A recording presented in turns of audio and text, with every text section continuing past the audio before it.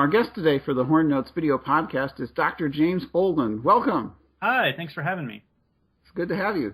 He is horn professor at the University of Louisiana at Monroe, performs as a soloist and extensively with the Black Bayou Brass, a resident faculty ensemble at the University of Louisiana at Monroe.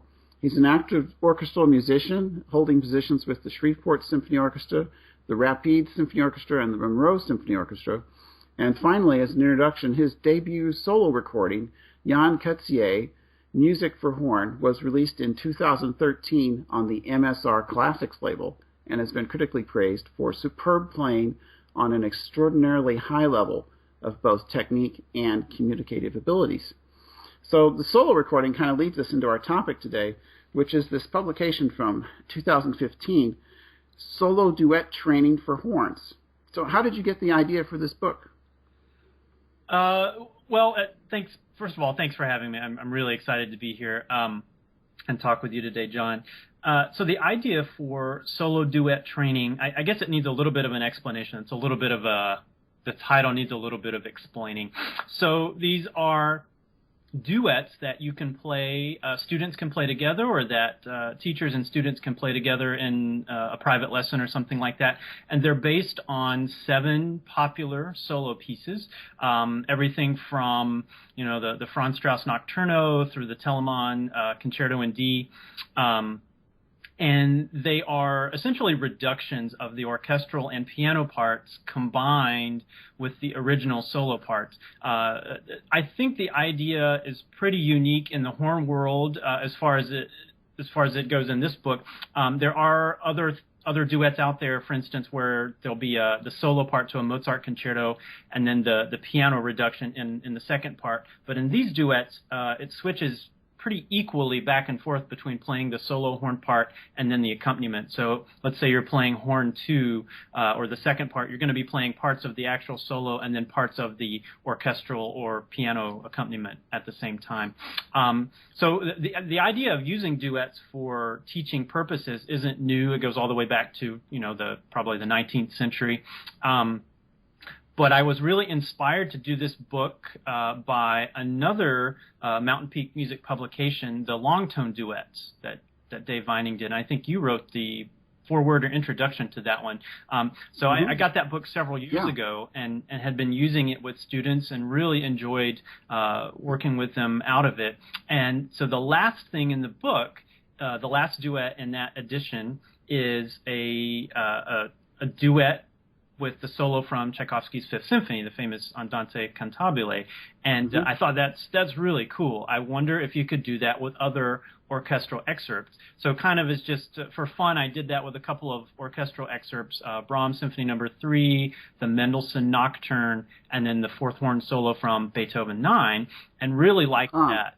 Were those published, or that's just a project you just did on your own? Yeah, and I actually am having trouble finding the original Sibelius files. I have PDFs of them, and I've used them in lots of different lessons. I'd have to clean them up a little bit for publication, but since I can't find the original Sibelius files, I can't clean them up yet. So that would sounds like a summer project. Absolutely. I think that it would be really fun to release that maybe on the Mountain Peak Music website as kind of like a little bonus to go along with the book. Yeah, because just going with those, one of the constant things to work with students is intonation, and when you're just playing excerpts by yourself, it's easy to just sort of be in your own little world. That's right. Or solos, to that matter. It'll sound good to you, but then you put it with piano and it's like, ugh, because it's not all that good.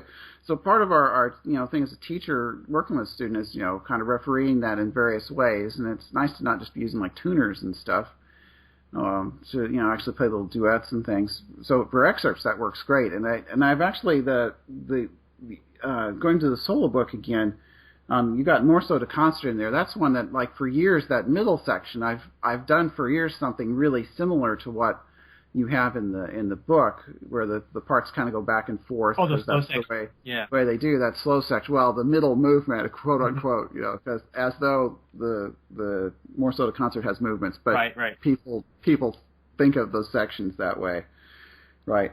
So yeah, but the only other time I had ran into this much was I was at a master class. I'm sure it was with Gail Williams, and she would play sort of accompaniment on Mozart, play like the figure kind of like the accompaniment with somebody playing along. And again, in like a master class, it kind of opens people's eyes up in a new way. And I've done a little of that but obviously this carries it out further. But at the same time, you've got a product here, though. I mean, if you've got friends that play horn or whatever, and you just want to play solos, I mean, it's kind of fun. Yeah, and it's hard to describe if you've not used the book or done something like it, maybe with another publication. But it's really fun, and to me it almost, you can imagine like in the Renaissance when they would sing madrigals together. Half of the fun of doing this together was hearing what the other person had and hearing how it fit with your part, because you're not looking at things in terms of a score. And then that's the way madrigals were published back in the Renaissance. There was an alto part, a soprano part, and so on. And that was one of the decisions we had to make with this project is, do you put it in score format where you can see what the other person has? And for a couple of different reasons, formatting for one, but then I think musically it's a lot of fun to not know exactly what the other person has. You're hearing familiar music, but maybe in a kind of different context.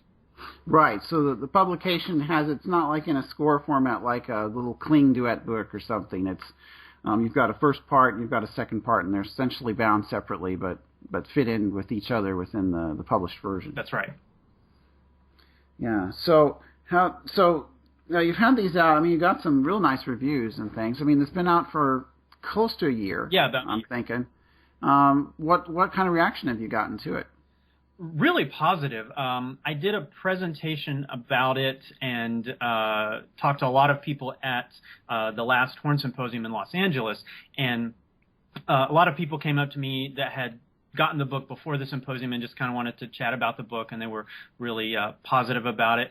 I have to say, as kind of a plug for the book, I had the third horn player from the New York Philharmonic was at my presentation, Leilani Sterrett, and she was we go back to my graduate school days at the University of Wisconsin. She was a freshman horn player there when I was working on my doctorate, and obviously she's come a long way. She's a great player then. She sounds fantastic now. But anyway, she came to the presentation and bought a set of books for her and the rest of her section mates in the New York Philharmonic. So I thought that was really cool, and I'm really gracious to her for coming to my presentation.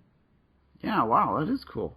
Now, I do know that you're working on some. You mentioned about the horn excerpts with accompaniment, which is like a kind of a good idea, I think. And you'd also mentioned, I believe you've got another project you're working on that relates to solos as well. Yeah, so this book that I just finished the draft and kind of in the preliminary editing process. There's you've written several things yourself that once you get all of the material there, that's only half the work. The rest is getting the formatting and getting input and suggestions and comments. So I'm not all the way home yet on the next book, but I'm getting there. It's going to be called Solo Training for Horn, and it's obviously related to the kind of series that Dave Vining is doing at Mountain Peak Music, the idea of training you to play some of the major pieces in the solo rep. Now this book is it's obviously not duets because we covered that, but it's a set of exercises and etudes, different kinds of routines based on 8 really popular solo works. Some of them there's some overlap with the duet book, but I intentionally put some new solos into this new publication so that there wouldn't be identical repertoire covered. So, for instance, one of the pieces in the new book is Mozart 4, and we did Mozart 3 in the duet book, so I thought Mozart 4 really popular at auditions for all different kinds of levels. And each solo has about 12 to 15 exercises or etudes based on it. So this derivative etude thing is not new. Franz Strauss had some concert etudes based on. There's some stuff around there, but I mean, this is like really conscientious. Like, I mean, I like to think of it as cross training. Absolutely.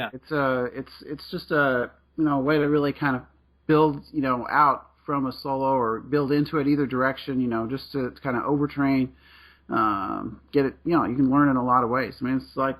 So you're building out on this concept with the new publication probably out, I'm guessing, in like 3-4 months? Yeah, I'm hoping probably towards the tail end of the summer, maybe, beginning of the fall. Yeah, great. Well, we'll be watching for that. And before we run out of time, just wanted to ask whatever, I mean, we've kind of said what projects you've been working on. Any kind of advice you've come up with out of working on this type of project that you'd like to throw out to the world, or anything at all? Sure. Any ideas that you have, anything that you feel like can contribute to the world of horn playing and music in general, just go for it. I mean, whatever ideas you have, there's a place for it if you work hard and work steadily on it. I mean, these projects, for me, tend to take about a year or more, and that can be kind of daunting at first. But if you make a plan and carve out some time each week. Some weeks it was harder than others to find time to work on this, but I find it really rewarding, and it's just a lot of fun. Yeah. No, I mean, it's like great stuff here. I suppose I should have said a disclaimer earlier. I did write the preface for this publication as well. So if you want a few more thoughts on it from there, feel free to look at that after you buy it, whoever's listening to it this podcast out there. But again, just want to thank James for joining us, talking about this publication, and be watching for more from the Horn Notes video podcast. Thanks for having me. He's horn professor at the University of Louisiana. He's horn professor at the University of Louisiana.